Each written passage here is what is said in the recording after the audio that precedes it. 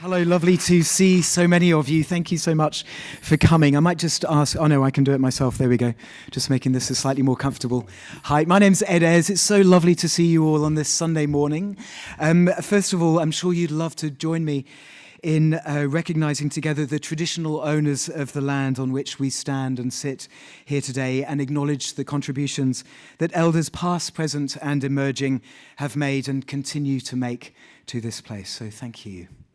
And thank you for joining me on this opening weekend of this extraordinary exhibition, European Masters from the Metropolitan Museum of Art in New York. This is an exclusive exhibition, and it features 65 paintings spanning 500 years of art and direct from the Met. The Met collection, as I'm sure you know, is one of the finest collections of European painting in the world. These paintings rarely leave New York, and it's probably a once-in-a-lifetime opportunity for many of us to be able to see these paintings, particularly during this time. And it is my great pleasure to welcome to the stage Dr. Chris Saines. Chris, thank you so much for coming. Thank you, Ed. Yes, a round of applause, thank you. I should delete the doctor.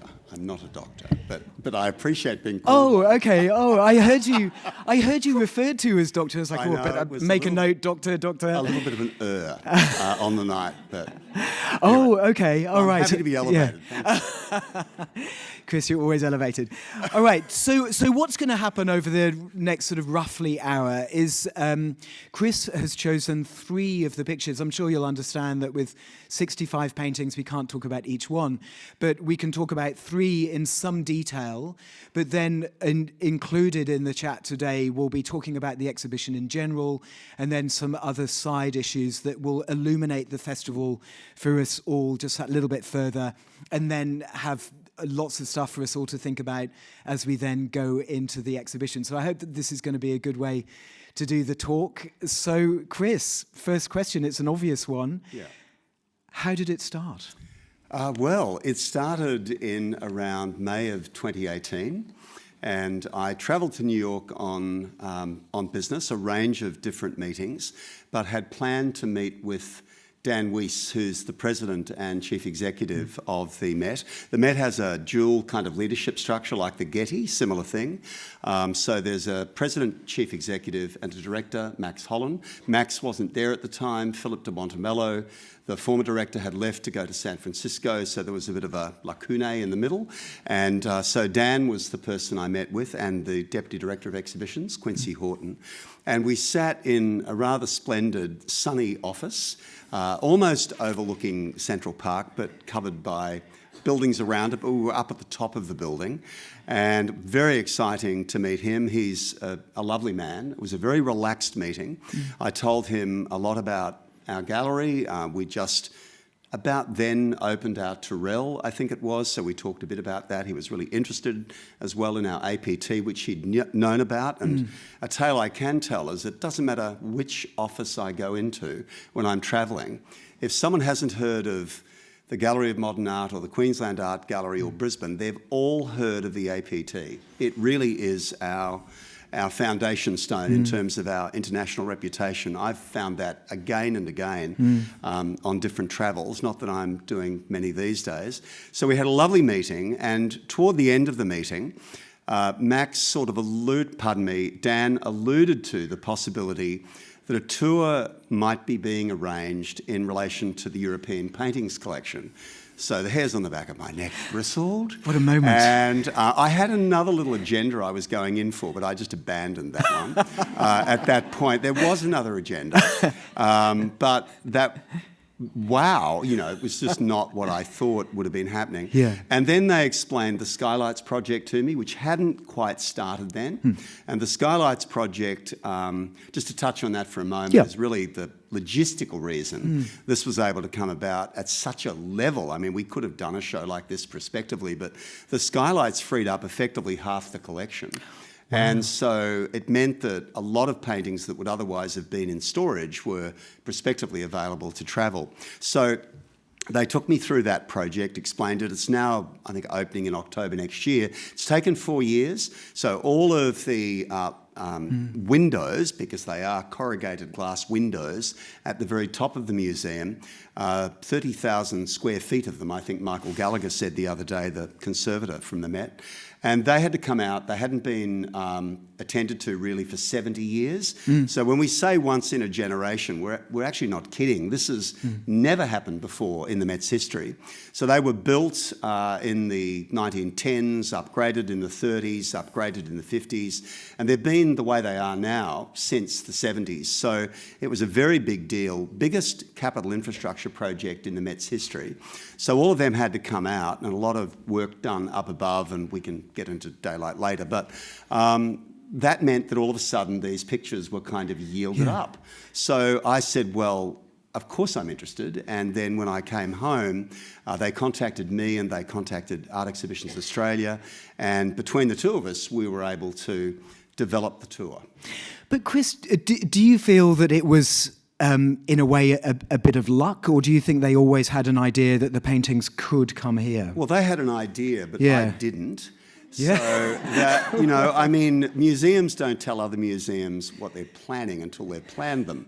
And then, they've got something to work with. So, I mean, there are plenty of things we're planning to do that I probably won't announce this morning. I'm not sure how we're going to cap this one, but, we'll work on it. But it's one of those things that it was a little bit of serendipity. I've used that term before about walking in. But, I went in with an agenda. I didn't just go into... Hail fellow, well met. I wanted to both introduce the gallery, but we'd worked with them twice before. Once in the 80s when I was a kindling education officer here at the gallery, and we had the Modern Masters, you might remember. And this show, in a way, sort of ends where the Modern Masters began. I mean, almost to the decade. It's quite uncanny. It wasn't planned that way, but that's the way it was. So I was touring, Gertrude Stein and Woman in White by Picasso, Gertrude Stein by Picasso as well. So we had these amazing paintings in our building then.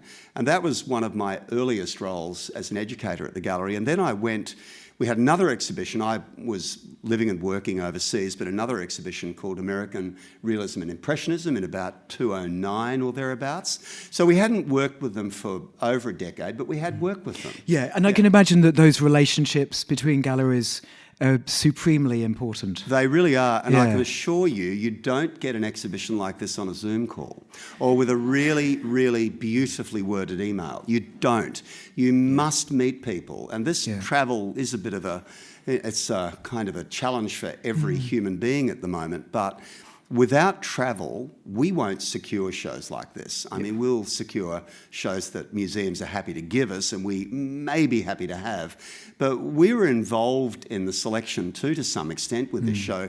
And unless people trust you, you don't get things from them. It's like life in general. Yeah, and speaking of trust, I mean, what enormous trust to have these extraordinary paintings here.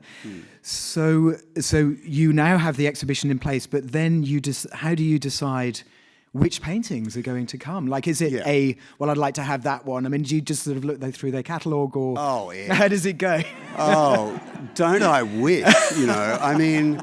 they've got a book about yay thick called Masterpieces of European Painting in the collection. Well, I could have just gone through with a sticky note, but it doesn't work that way. Some paintings can't travel, will never travel. I mean, I tried to get the Bruegel. They've got this amazing Bruegel Summer, one of his four-season paintings, and, I honestly... was so, but I had no hope. I don't think that painting's ever left the museum. It probably never will. But we ended up with a working list, if I could call it, of 65.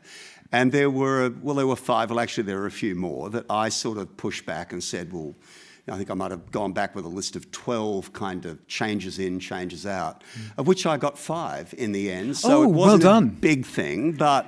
I'm not going to tell you what they are. I'll leave you guessing. But it was one of those things that we did at least get a say. I mean, I'll just give you one example. Yep. There was a moderately scaled Tiepolo in the show. Now, Melbourne's got one of the greatest Tiepolos in the world. We didn't really need a modestly scaled Tiepolo in the show. It didn't matter in Australia. So once I explained that, okay, we'll take the Tiepolo out. And then, we've got another Veduti painting by Francesco Guardi, which was good because there are not big Guardis in Australia, quite a big Canaletto in Melbourne again, but not that. So they were the kind of shuffles of the deck.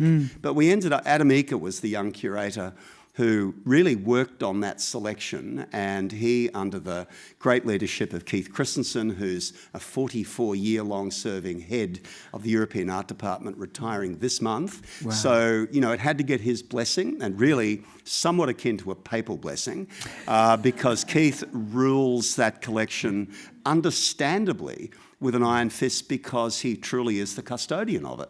So we were never going to get some paintings, but who's not thrilled with the ones we did get? Oh my gosh.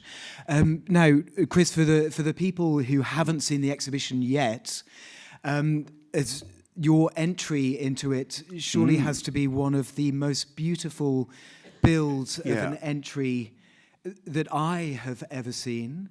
Can you tell us about this entry to the exhibition? Well, and then we'll talk about the first painting. I will. It's on the left-hand side, and look, I must credit the design and build team at the gallery, in particular Grace Liu and also Rebecca, who were involved in this in the design department. Frankly had a moment of genius in terms of bringing the show together through the idea of the arch. The arch, of course, is a central piece of classical architectural language. Without it, you don't have classical Greek and Rome architecture. And as you know, there's a kind of keystone, as it's called, or a cornerstone, this shaped. Actually, it appears in the foreground of our Vermeer, Allegory of the Catholic Faith. There's actually a painting of one in the show. But our idea was to give you these views through and beyond. And so that often the most exciting views, the most exciting views are the ones that you look back and discover. So when you walk through this portal of time, it's broadly based on a wonderful perspectival colonnade by an Italian architect called Francesco Borromini, a great genius, and I think possibly even exceeding Bernini's genius as a designer. Amazing man. And in Palazzo Spada in Rome, he created a colonnade called the perspectival colonnade. You walk through it, you think you're going 30 metres, you're going 9.5.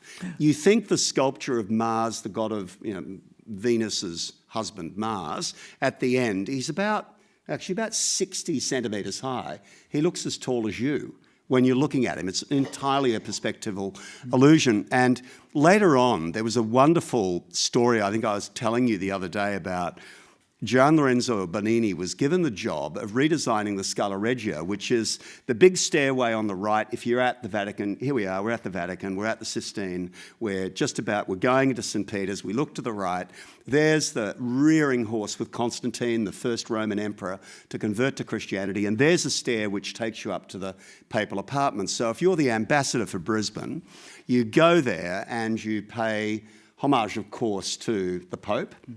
And to do so, you go up a stair that was originally a rickety, horrible stair that Giuliano da Sangallo designed about 100 years earlier. And unfortunately, popes had a habit of falling down it. It was not very well designed. And it ended up that one of the last popes was carried down it on a kind of a bier, it was kind of crazy way to get up and down 100 steps. There's 100 steps. So what Bernini did was to sort of impress upon ambassadorial visitors, Ed's come to pay, his, observance to the Pope, is that you've got this crazy thing, and I was describing the other day, you quite literally stand at the base of this stair and it reaches up 100 stairs, right? And it literally does that. It goes in on you. And if you walk up it, by the time you get there, you're kind of like emotionally exhausted, lifting yourself up, and quite literally, you fall at the feet of the Pope. I mean, that was intentional. That was, Bernini actually wrote about his intent to impress upon the ordinary mere mortal visitor the importance, the eminence of God's representative on earth. So he designed the chair to do that, the stairs. So we've done this for all of you, to feel that you need to fall at the feet of these paintings when you finally arrive. That's right. Yes, absolutely. Well, Chris, maybe it's a good time to talk about the first of the three paintings that we're going to discuss in a little bit more depth today. And the first painting is by Titian, and you mentioned Mars, so it's a good time to go to this particular painting, Venus and Adonis. So, why did you want this painting? I mean, obviously, it's a bit of a dough question, but obviously it's an extraordinary painting, but why did you want this painting included? Well, look, in truth, I couldn't have wanted this more than anything. Yeah. This was one of the paintings. When you see it displayed on the Met, it's on one of the grandest walls in one of the grandest galleries. And there are two other works by Titian around it and works by Pontormo facing it, and it's a very rich gallery that this painting is included in. So it was painted in the 1550s. It is known to be an autograph painting of Titian. Now, he painted this particular subject something like 30 times. This one and the one in the Prado that he painted for Philip II are considered the ones that contain almost entirely his hand, because he was a massively successful artist and had a large workshop that also created paintings, pardon me, under his direction that ended up going all around the world. You know, he was a global artist, like Rubens was a global artist. So we think of these artists that journey around the world now, like Oliver Eliasson and Sai Guo-Chang and whatever. He was like that back in the 16th century. He was a very big deal. But everyone came to him, even kings came to him. So he's made this painting, which he called a poesy. And a poesy is something which brings the art of painting and the sound of photography. What am I saying, photography? The sound of poetry together. And it's based on a philosophy that was developed by a first century Roman poet and writer, Horace. And Horace coined a phrase, ut pictura poesis. And what that broadly means is, as you hear, you see, or seeing and hearing together the poem and the painting. And so this is a kind of poetic allegory.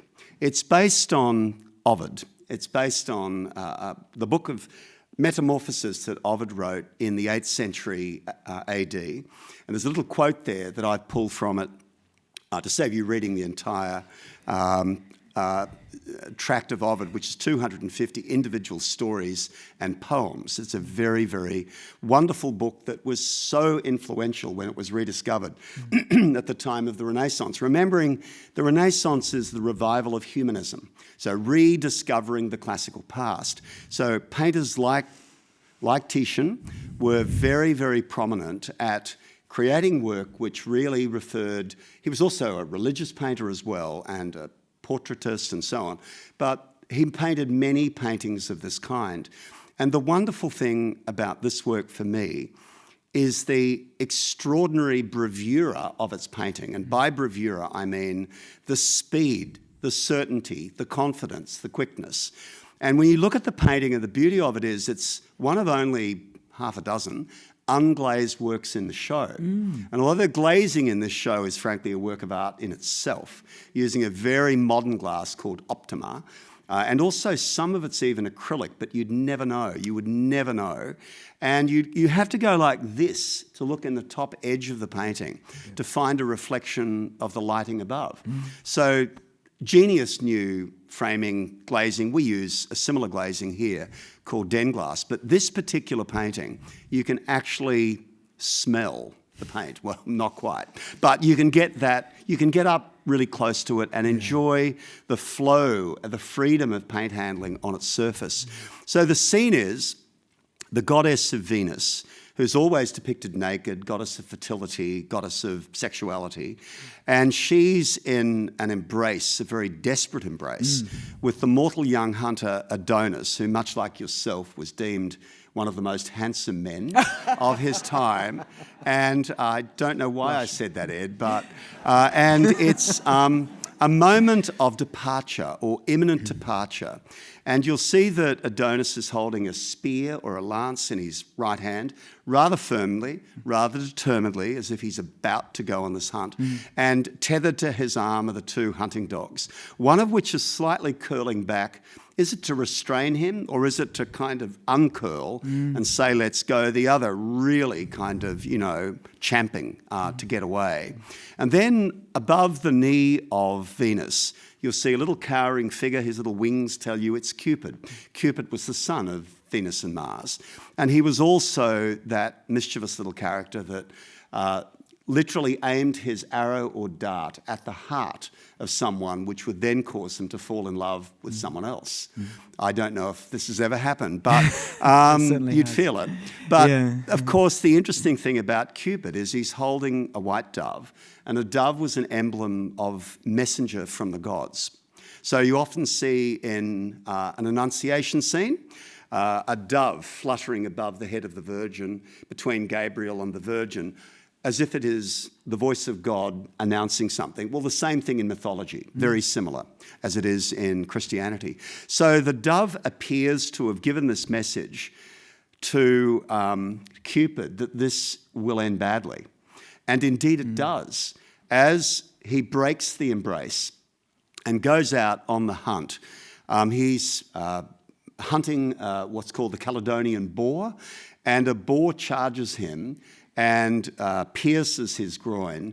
He dies on the sand, and where his blood falls, Venus later discovers him, sprinkles nectar over those droplets of blood, and they appear instantly as anemones. So this is where a lot of these stories about flowers and their symbolic association arise. It's as true of the Christian tradition as it is in mythology, and they often very, very closely overlap. But the thing about the painting, for me, is the drama of it. I mean, it's the drama, it's an admonitory love story, but it ends tragically, and you feel it's going to end tragically. And the sky almost seems to be, well, forbidding in some ways and almost celebratory in others. There's a rainbow appears rather mystically, and a burst of sunshine out through the clouds, the blue sky almost of the lagoon over Venice. This is a painting done in what the Italians called colore. It's about colour and the ability of colour to develop emotional states. It's not disegno. Think of Raphael, think of Poussin, artists like that, where design and intellect is much more, given more preeminence than colour and emotion. So if you think of Venice, and you see it in our painting by J.M.W. Turner here, there's all of this Italo-Byzantine mosaic on the front of the buildings, and under light, it just shimmers, and the light kind of gets redoubled by the reflection in the water, as Turner shows us. It's kind of what's going on in here. So there's a beautiful luminosity about the painting, and I think it's one of the truly great paintings in the show. And back to classicism for 1 second, there's a little marble relief used to be owned by Ghiberti, the designer of the baptistry doors in Florence, well known to Titian. He hadn't seen it, but it was well known through engravings. A lot of artists used this particular design. And it's basically Psyche uncovering Cupid, who's lying in bed, but it's known as the bed of Polyclitus. And if you look at the figure, this is probably 1st, 2nd century Roman, if you look at the figure of Psyche, she's actually assuming the very pose that is being assumed by our coiled figure of Venus. And one last thing about backs. You'll see a lot of backs in this painting. It all came from a discovery 100 years prior, which Michelangelo was involved in. He was the superintendent of antiquities at the time. He was working for Julius II on the decoration of the Sistine ceiling and so on, of the Last Judgment. And one day, out in the Campagna, the kind of scene that Claude Lorraine shows us in the exhibition, a farmer dug up a wonderful marble called the Belvedere torso. And the Belvedere torso had an extraordinarily muscular back, no legs, no arms. So you were looking at kind of a crunched, not that I do crunches, but you know what I mean, sort of here and the kind of solar plexus. Yeah. But really what was so remarkable about it was the back. And all of a sudden, Baroque artists fell in love with this back idea, putting their back to the viewer. It's exactly what Caravaggio does in Our Musicians with his figure on the right. But this is the first time we see it in the show. Yeah, extraordinary energy, and just you can almost see Venus turning and her desperation. What a painting. Chris, when these paintings arrive here in Brisbane, they arrive at the gallery, how does your team then literally unpack them? Because you can imagine, something like this, it is, to all effects and purposes, priceless. Yeah. So how do you deal with these works of art? Very, very carefully and very, very professionally. It's not an exaggeration to say.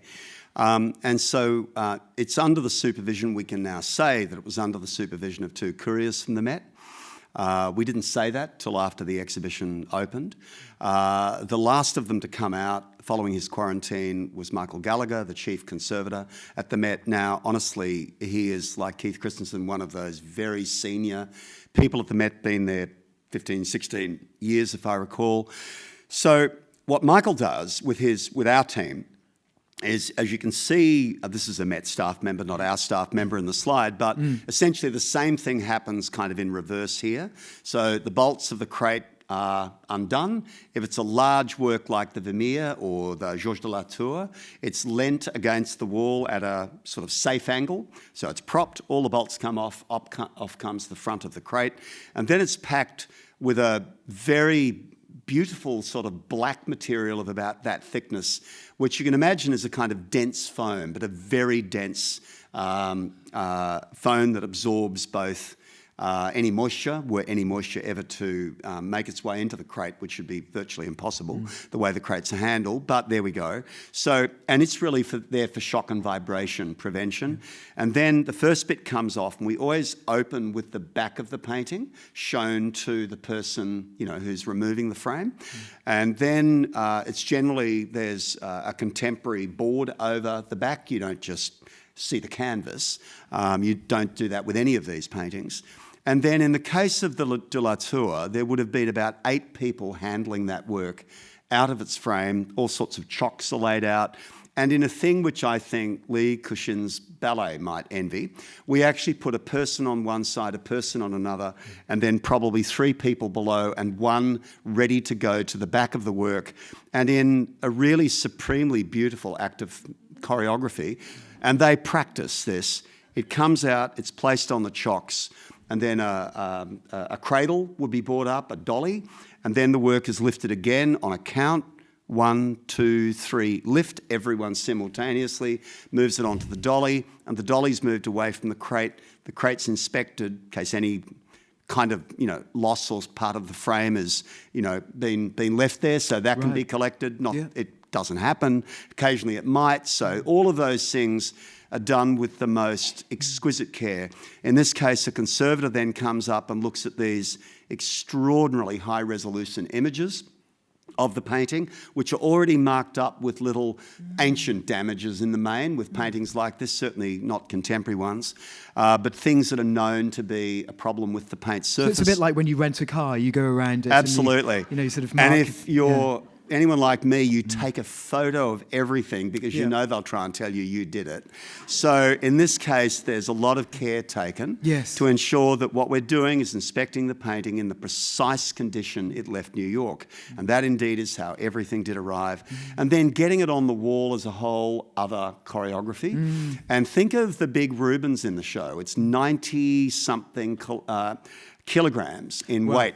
So that took about 10 people at different points around the painting. So we had to first of all lift it onto its pre-appointed, they're not nails, they're a kind of a L-shaped peg onto the back of the work, and there are other kind of safety fixings that go on as well. Painting had to be installed once, then very, very millimetre precision measurements taken of precisely where the base inside edge of the frame had reached, which we'd already, of course, had measurements of and had pre-constructed a little L-shaped upstand. And so if you look really carefully underneath the frame, you'll see 2 slightly more pronounced bit of gilding that are on modern metal. They're not on a wooden frame. So just to give you a bit of a kind of illusion that nothing's there, but underneath it is a very solid piece of steel holding it in place. That's the biggest and heaviest work in the show. And then lots of other things go on. But that's the basic story. But they're an incredible team. And I may add, if I may, Michael Gallagher said at the dinner, and I have witnesses here who heard this said, that we had the most remarkable, expert art handling crew he had ever worked with. And he then said, somewhat sotto voce, including my own. You know, Okay, it was pretty impressive. Yeah. It was pretty impressive, and our crew is that good. Yeah, well, And that helps us get shows like this. yeah. Well, Yeah. congratulations to you for being there ahead as well. I think it's time to turn to another painting. Yeah. So Marie-Denise Villers. Villers. So this is one of the paintings that you'll see as our cover girl. We have cover boys as well, because we've put the publication, we've wrapped it in 2 covers. But this painting we're absolutely thrilled to have. It's only one of 2 by women in the exhibition. And very rarely, really almost never in the history of these kind of exhibitions in Australia have we had the works that have been known to be by women. But in this case, this work was misattributed over decades, really, in fact, centuries. It was initially attributed to Jacques-Louis David. You think of the Oath of the Hierarchi, paintings of that kind in the Louvre. He's the great neoclassical master. And the moment, you know, critics would have seen this painting perhaps 40 years after its making, he would be an obvious name to sum it up. Because in fact, Villers is not a well-known name at all. She is now. She's even on the front of the reprint of Germaine Greer's The Obstacle Race about women artists. That's the cover girl. So it's become quite a famous painting, but it went through an initial misattribution to what did I say, David, and then it was discovered. There was an engraving of the 1801 Salon in which that painting was identified. And I've got to say, it's quite a small engraving. It's not easy to identify, but it was identified. And then an attribution was made to a woman called Marie Charpentier, who was also in that exhibition. And then with some later scholarship by an art historian called Margaret Oppenheimer, as recently as 1995, she attributed it to Marie-Denise Villers. And it's now genuinely believed, a little bit of residual doubt, but genuinely, or broadly I should say, believed to be by her. Yeah. And it's an amazing painting. Now, tell us what is, I mean, obviously it is an amazing painting, but when you look at this painting, what are you particularly looking at? Well, what should we look at? Yeah, I'm looking at the fact that it is about as a typical neoclassical painting as you could have. If you look at the chair, it's called the Directoire chair, and it's based on classical Roman furniture. Not a lot of which survived, but some remnants of which survived. But remembering in the 18th century, both Herculaneum and Pompeii were uncovered from the ashes of their various, the volcanoes that basically absorbed those cities for all time. But at about this time, archaeological digs were being done. I think first at Herculaneum, if I remember, a little bit later in the middle of the century at Pompeii. And this caused this great flood of grand tourists from particularly England to come across. And all of a sudden they were finding entire rooms were being excavated. And some of you have probably seen those exhibitions of Pompeii with the kind of mummified bodies and so on. But what they uncovered, and you'll see it if you go to Pompeii today, are some rooms where original fresco is still in place. And in that you'll see women dressed in clothing precisely like this. This is effectively classical in its origins, as is the furnishing. And the furnishing was often seen in mosaics. So that's how they knew more and more and more about the daily life of classical Rome. But what's also beautiful about this work is it's a young woman, or a painting of a young woman who was an art student together with Villers. And she lived in that apartment block, which you can see through the window in the corner. There we are. And so Villers was one of those artists, along with her companion student there, who was one of very few that were allowed to take up residence in an atelier within the Palais du Louvre. It had opened about 15 or so years earlier as a public museum. Of course, once it was no longer a sort of seat of the king, it became, the king's pictures were on display there for all of the public. And in a little kind of moment that didn't last very long, as is so often the case, it seems, with opportunities for women throughout this earlier part of the history of art, when women like Artemisia Gentileschi were taught by their father, or others might be fortunate to be taught by a cousin or someone else who taught, perhaps under the patronage of a nobleman. But apart from that, you could never get into the Academy of St. Luke's in Florence. You could never get in to the Royal Academy at the beginning. You could never get into the Salon in Paris. But all of a sudden, you could. And so she worked there. She's clearly being taught to draw at this point. She's got probably a charcoal stick in a holder or pencil. You'll see in her hair, it's not a knitting needle, it's a stump. It would have been the sort of things you see, you can buy them in Eckersley's today, that you use to blend and brush the texture into less linear shading. So she's at work, and the beauty of it is she's staring at us. She's like a classic, what's called interlocutor figure. And there's one in the Musicians by Caravaggio in our show, and it's Caravaggio himself who stares straight at us. He's pulling us into his world. There's another in the van, I wish we had a Van Eyck. There's another in the Fra Angelico in the exhibition where there's one of the soldiers looking straight at you. So it's a very common kind of pictorial device to bring you emotionally into the space of the subject and the painter's world. So she's looking at us, but actually, of course, she's looking at the artist. And then on the balcony in the background, it's actually a sort of embankment. If you know the Palais du Louvre, it's right, except for one roadway, on the very edge of the river. And then you look across, to the d'Orsay and whatever on the other side. So she's looking across, or she turned around, she'd see this rather handsomely attired young couple, little dalliance in spring, whatever, they're having a lovely time. And there's always been this kind of curiosity and mystery about this broken pane of glass. And people have got all very feverish and said it's to do with the so-called terror that followed the revolution and damage to the palace and so on. But I just think it was a pane of glass that was broken. I have a much more, banal reason for her doing it.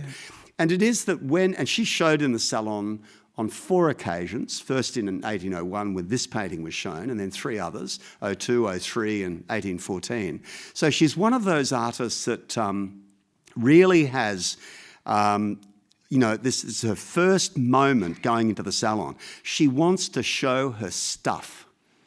Right? She wants to show every skill in her bag of illusionistic tricks.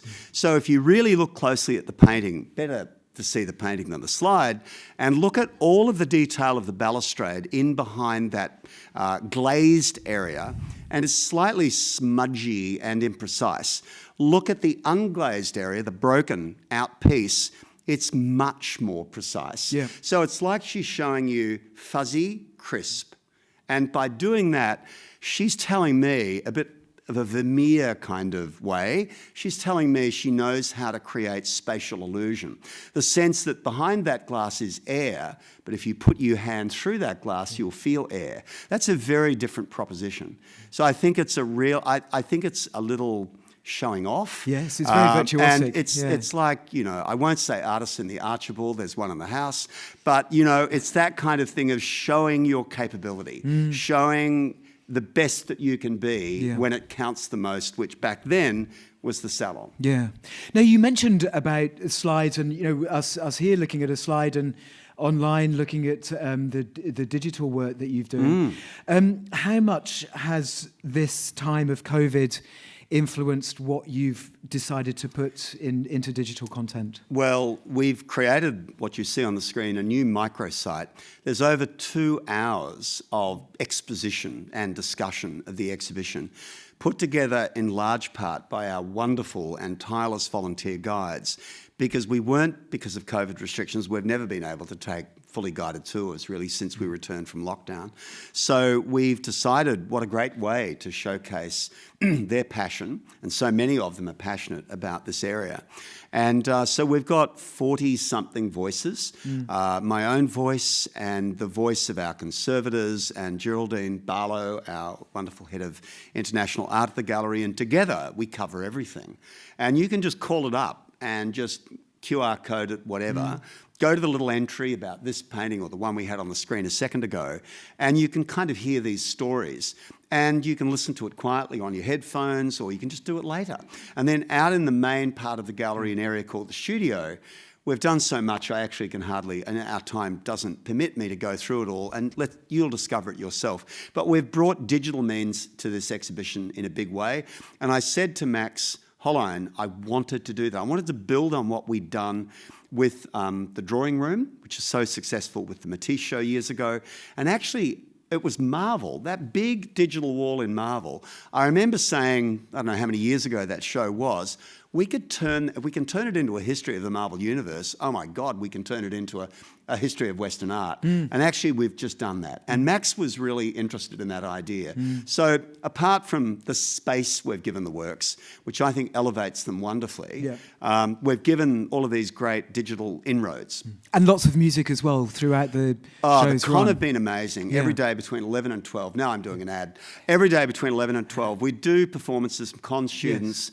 And we've got an exhibit of implements or instruments which have been even in some cases restored, that were part of the con's sort of back catalogue, if you like. So we've got a lute in there and a viola da gamba and a violin and so on, which as you go around the show, you'll see a lot of instruments, a lot of dogs, a lot of children, a lot of repeated themes like that. But you can actually then walk past one of the images and hear the instrument being played, and even the fingering of the strings it's very well done. Have been modelled on playing that particular instrument at that time. So, I mean, I think they've done an incredible job. Yeah, it's a lot of work and really fascinating. So, Chris, I guess it's time to move on to our final artwork to talk about today. There's even controversy with how to say his name these days. I'm just going to go with the traditional Van Gogh, but I know people are moving more towards the real Dutch way of saying it. I think you have to be Dutch to say it well. I think Van that's Gogh great. is more, I guess, how the name's being used. But this is a great work to have in the show. Yes. Yeah. So, looking at this work, it's hard to believe the speed with which he would have painted this, and also the conditions that he would have painted it in these very strong winds that would have been happening at the time in the area, and this brightness of the light, the speed of the work. It's almost like it's a whirlwind itself of paint and scenery. You've done a great job. That's exactly, I think, how it feels when you look at it. It's such an active, painterly surface. And Van Gogh had just moved from Paris, which was a city not especially kind to him. He saw or had seen recently the 1886 Impressionist exhibition. He got to know a little about Signac, one of the neo-impressionists they're called. He also got to know Gauguin and was doing this painting before Gauguin came out in October the same year and had what was a rather ill-fated visit. That's where the sunflower paintings came from, preparing the house with the joy of a Provençal spring. So this is painted in spring, and it's known to be one of 14 paintings that were painted within a month. And, you know, you've got to think about this. The whole oeuvre, end to end, of Van Gogh, you'll know this if you've been to the museum in Amsterdam, the whole oeuvre is like 10 years deep and wide. But his most productive, prolific area, to which this painting belongs, in the later part of the 1880s, is 5 years long. It's just a miracle of extraordinarily rapid painting. But this scene is, I think, especially wonderful because some of these paintings do have human, occupants, but not this one. And you've just got this sense of their absence in the rake and the scythe just leaning up against the tree. But the thing that I think anyone should marvel at when looking at this painting is how so much is conveyed so precisely, but so quickly, as you put it before.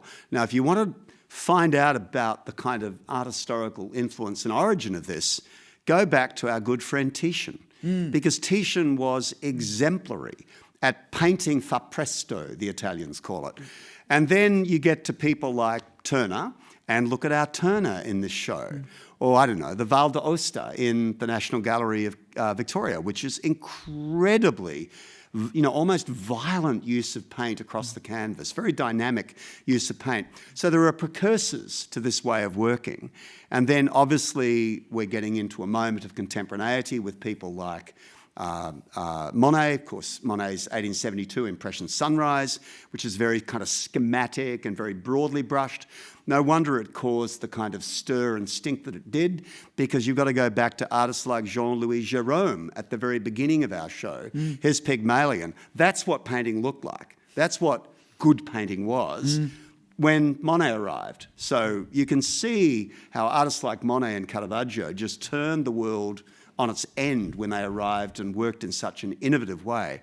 But this pictorial compositional innovation is really a gift of Japan. Yes. And when, in the middle of the 18th century, Japan was forced, really almost at gunpoint, to open itself to the world when a big US ship sailed into the port of Edo. All of a sudden, Japan became more open to trade, not really open to visitors, couldn't go there as an ordinary citizen, but trade, tea trade particularly. And sometimes in the early shipments of tea into Paris, there were these so-called coloured block wood prints, ukiyo wood blocks, coloured wood blocks, that were sometimes, lesser examples, used to line the tea chest to stop the tea getting through. You know what a tea chest feels like? Well, I did in the 70s, but I'm not sure you could find one now. But, when you moved house or something, you'd use tea chests, not plastic things from Bunnings. So, and they always cut your fingers. They were always sharp. Remember that? Little nails in them. So sometimes they were lined with these prints, and artists, it became a thing. Artists began to discover them. So soon enough, there began to form a trade in them coming into Paris, particularly Paris. And artists like Degas set upon them and bought hundreds of them. Theo and Vincent bought hundreds of them. And they're all now in the Van Gogh Museum in the Netherlands. And the print on the right by Hiroshige, a very famous print, really shows you the kind of compositional and pictorial influence that nourished this painting.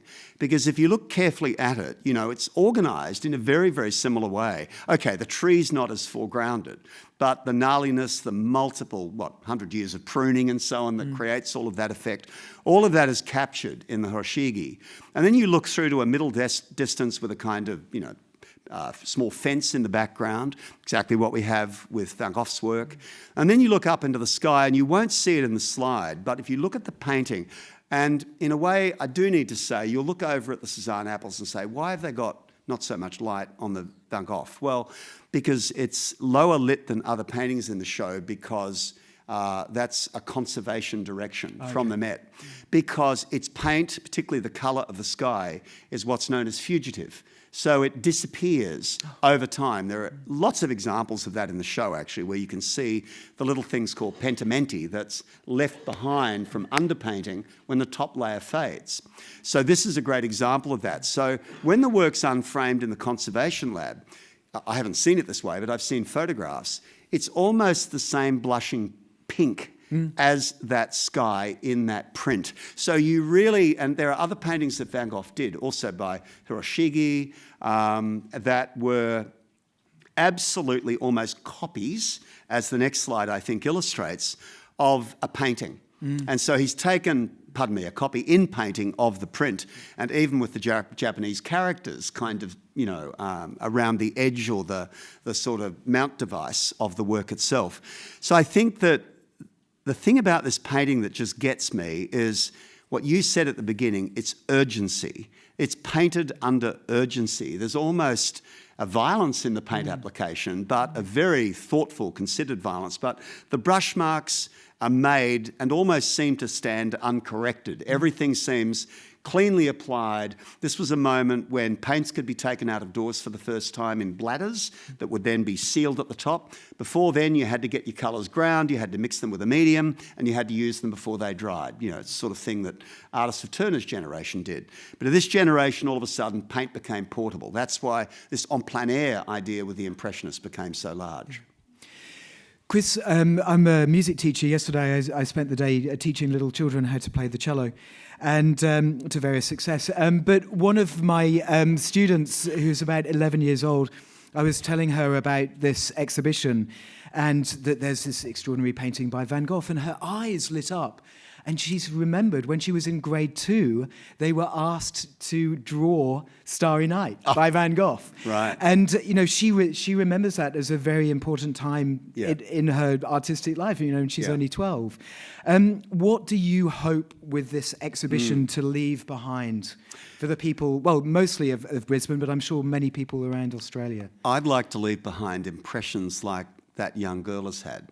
I would definitely like to leave behind a sense that this is an opportunity to meet these works in a far more intimate way than it's possible to meet them, certainly in the halcyon pre-COVID days of COVID. If you met that Rembrandt there in the Met, first of all, the last time I saw it, there were about 9 other Rembrandts around it. It was hung downstairs, in fact, not upstairs. The galleries were being reorganised, as we talked about. But you really quite difficult to get close to the painting. The Met have more than 20,000 visitors a day to get to that 7 million they get each year in a normal year. And of course, you know, paintings like the one in the background by Villers that we've spoken about, that's become, you know, immensely popular. Quite ironically, sometimes you see more people looking at it than looking at Jacques-Louis David, even though they've got Death of Germanicus and some amazing paintings by David. You know, this has become a bit of a cult painting in some ways. And then you go up to the Van Gogh room, which is further away, not up, but across to the Van Gogh room. And there's the famous irises, not the one in the Getty, but a small one, just a sort of small vase of them. That's where everyone goes, because on the back of it is another painting. It's a 2-for-1er, you know, so very special painting that never travels. And our painting was adjacent to it because they come from the same year. So, but, you know, even in the times I've been through looking at the work that's coming here on different visits, most of them I had to wait for the crowd to thin a bit before I could see them. So they're in Brisbane now. They're in our backyard. They're on our doorstep. And I think the space we've given them is deliberate. It's not, you know, I've made little jokes about social distancing the paintings, but it's not about that.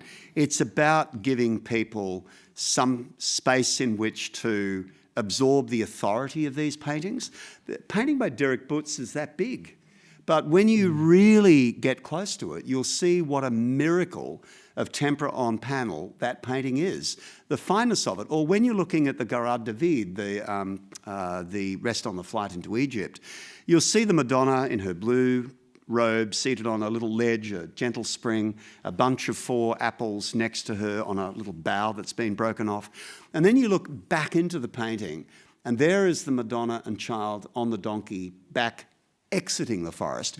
And behind almost going, Madonna, Madonna, there's Joseph. And he's doing that. He's kind of reaching toward her.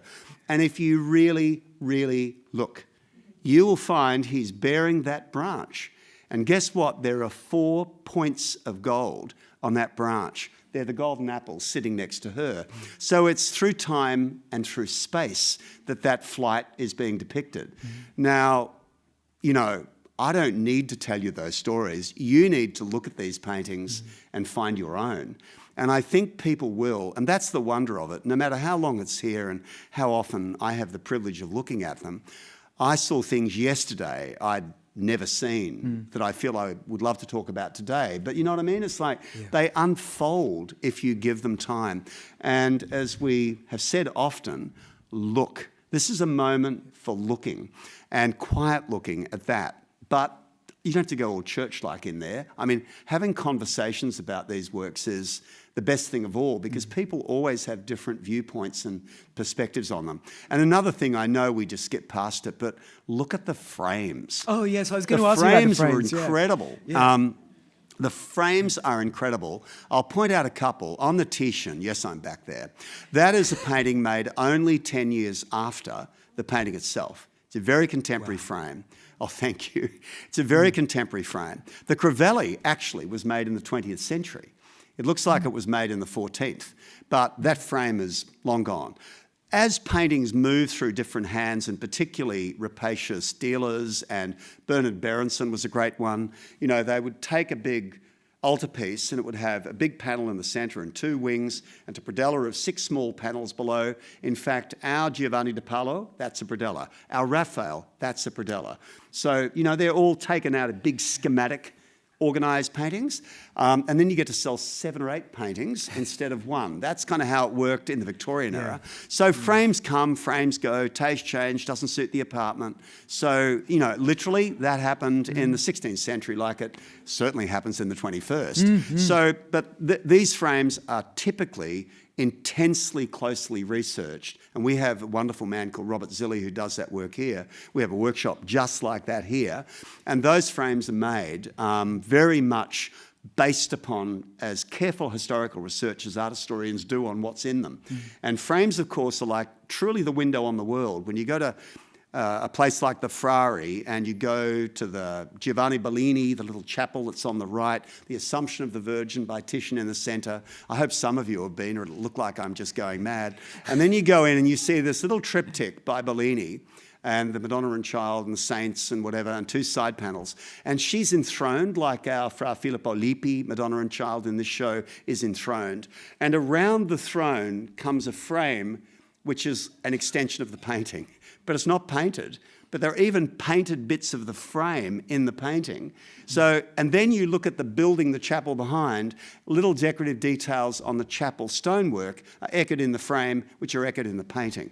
That's about one painting in the world that is so perfect in that way, but that's where most of these pictures came from, that kind of context. Sorry, I've now flogged framing. No, it's all good. You have, throughout this last hour, shown the incredible depth of the stories of all of these works, and that it really will be worth just keeping on coming back, returning and returning again. And Chris, all I can say is thank you for your initial visit to the Met all those years ago with some other idea that we don't even know about.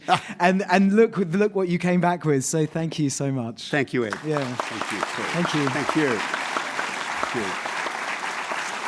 Thank you. Thanks, Chris. And thank you all for coming. You've been a wonderful audience. The exhibition goes through until the 17th of October. I don't know about you, but I'm about to go out and buy a season ticket. Oh, great idea. So I hope all of you can as well. Thank you for coming. Thank you. Bye-bye. Thank you.